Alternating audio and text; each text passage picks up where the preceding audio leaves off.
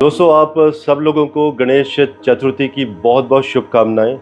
आज हम माँ तारा देवी का यज्ञ संपूर्ण करने जा रहे हैं। जिन लोगों को नहीं मालूम है कि माँ तारा देवी की पूजा क्यों करवाई जाती है, मैं छोटी सी स्टोरी शेयर करना चाहता हूँ आप लोगों के साथ। ये उस वक्त की बात है जब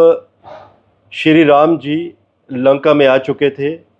वानर सेना के साथ, और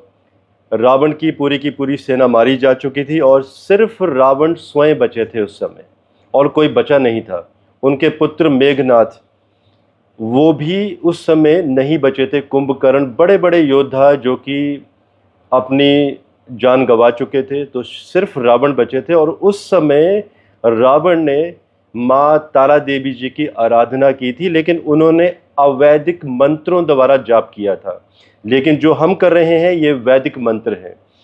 क्योंकि देखिए, जब आप माँ तारा देवी का आह्वान करते हैं तो वो ऐसे नहीं आती, वो दमखम से आती है। पूरे ब्रह्मांड में कंपन होना शुरू हो जाता है।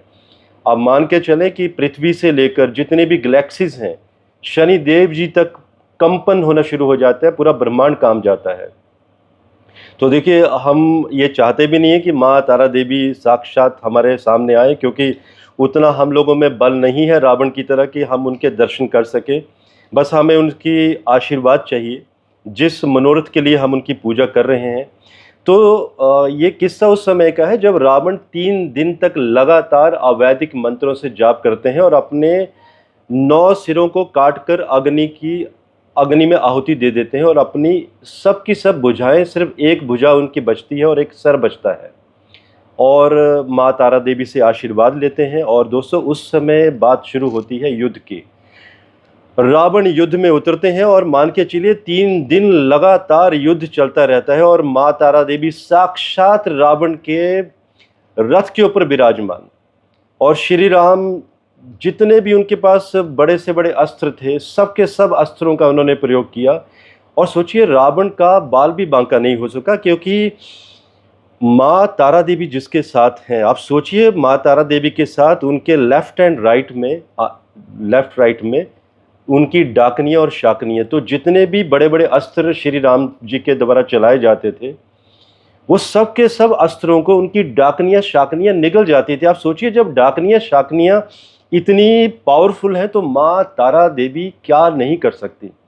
अभी जब ब्रह्मांड में जब शक्ति की बात आती है, तो माँ तारा देवी की जो शक्तियाँ हैं सबसे ज़्यादा पावरफुल है। और देखिए, जब रावण ने आराधना की थी, जब माँ तारा देवी प्रकट हुई थी,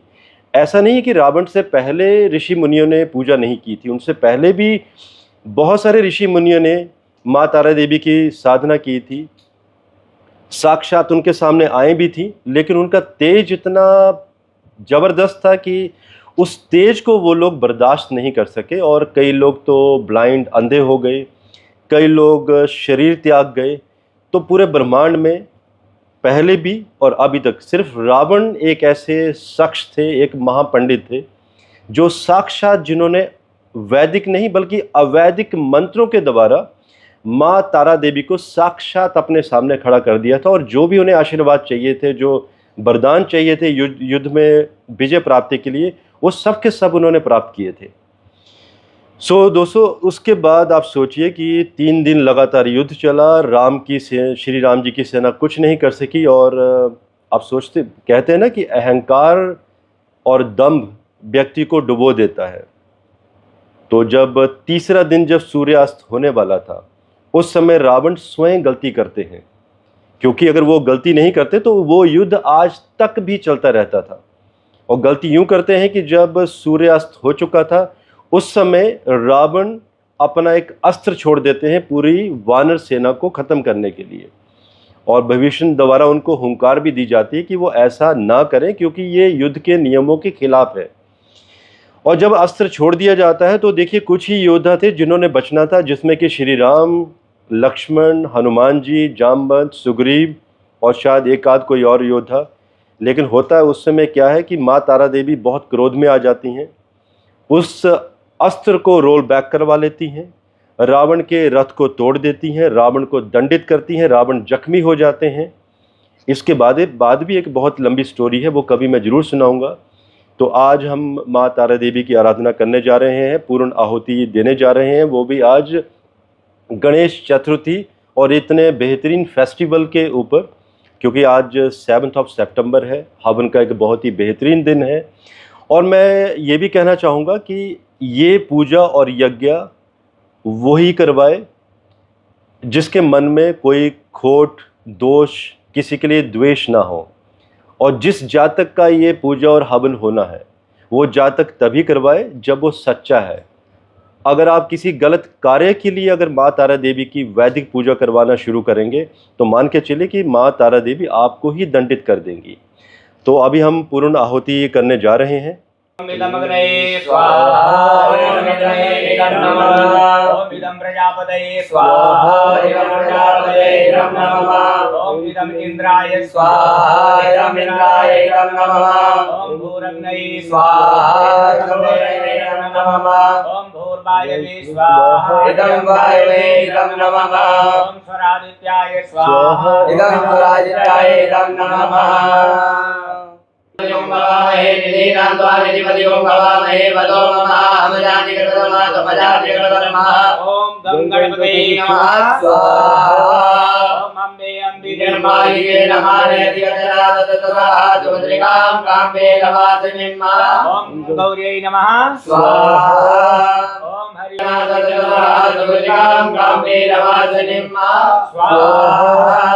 ओम हरि ओम मा ओंकार बिंदुर योगं यज्ञं गायन्ति योगिनः कामदं मंगलं देव ओंकाराय नमो नमः स्वाहा ओम ध्यायेयं रत्नवीरे सूर्यललाटं सर्वदे सावरागें दातये वांगें करोते कलिवदधरां वल्लभें वादयन्ति कल्लाराबद्धमालां देवजविराज गौरिका प्रत्यवतां मातांगी पंचवातां मधुरमधुमनां वेत्रगोराशिवादां स्वाहा ओम काला ब्राह्मं कराचे निर्गुणभैवां मौलिकन्ते दुरेकां संगां चक्रं त्रिकालां त्रिशिखमगिरे रुद्रहन्ते त्रिनेत्रां सिंहासनाधिरूढां त्रिभुवनविकटां तेजसा पूरयन्ते ध्याये दुर्गा जयाख्यां प्रणतपरिवृतां सेविकां सिद्धिकामये स्वाहा दातसमग्रहाग्नगतने सन्दार्जितां वेदनां कन्या वेकरवालकेटमिलिता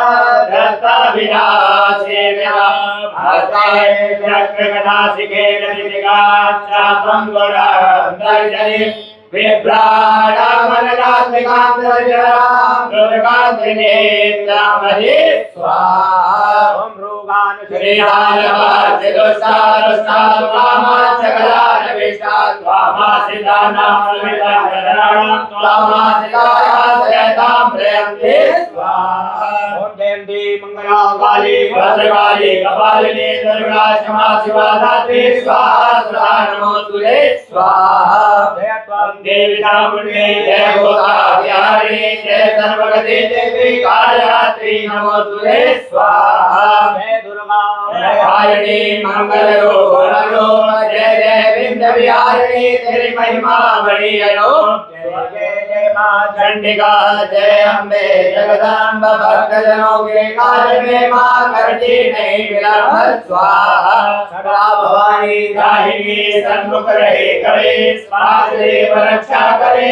ब्रह्मा विष्णु महेश स्वाहा सर्वबाधा विनिर्मुक्तो धनाढ्यसुधान्विता मनुष्यो मत्प्रसादेन भविष्यति नरन्तया स्वाहा ओम सर्वबाधा विनिर्मुक्तो धनाढ्यसुधान्विता मनुष्यो मत्प्रसादेन भविष्यति नरन्तया स्वाहा विद्युतमिन्दु किरीटं सुरगुजं नयनत्रयं वीरमुखे भरतां जपातां भीतिकरं प्रभते भुवनेति स्वाहा अरुणकमलगन्धारगजा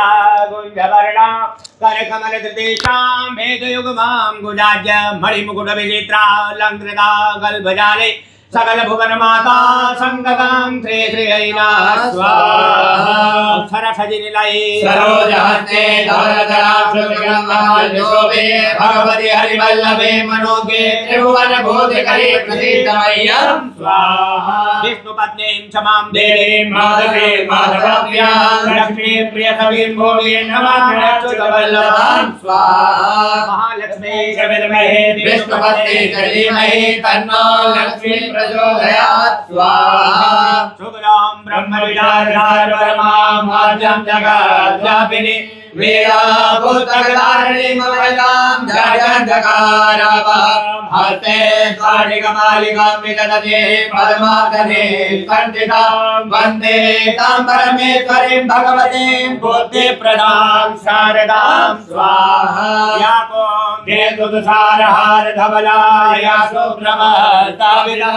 या वीणावरिद्री नमः स्वाहा ॐ ह्रीं तारादिव्ये नमः स्वाहा ॐ ह्रीं तारादिव्ये नमः स्वाहा ॐ ह्रीं तारादिव्ये नमः स्वाहा ॐ ह्रीं तारादिव्ये नमः स्वाहा ॐ ह्रीं तारादिव्ये नमः स्वाहा ॐ ह्रीं तारादिव्ये नमः स्वाहा ॐ ह्रीं तारादिव्ये नमः स्वाहा ॐ ह्रीं तारादिव्ये नमः स्वाहा ॐ ऐं ह्रीं क्लीं चामुण्डाय विचे नमः स्वाहा ॐ ऐं ह्रीं क्लीं चामुण्डाय विचे नमः स्वाहा ॐ ऐं ह्रीं क्लीं चामुण्डाय विचे नमः स्वाहा ॐ ऐं ह्रीं क्लीं चामुण्डाय विचे नमः स्वाहा ॐ ऐं ह्रीं क्लीं चामुण्डाय विचे नमः स्वाहा ॐ ऐं ह्रीं क्लीं चामुण्डाय विचे नमः स्वाहा ॐ ऐं ह्रीं क्लीं चामुण्डाय विचे नमः स्वाहा ॐ ऐं ह्रीं क्लीं चामुण्डाय विचे नमः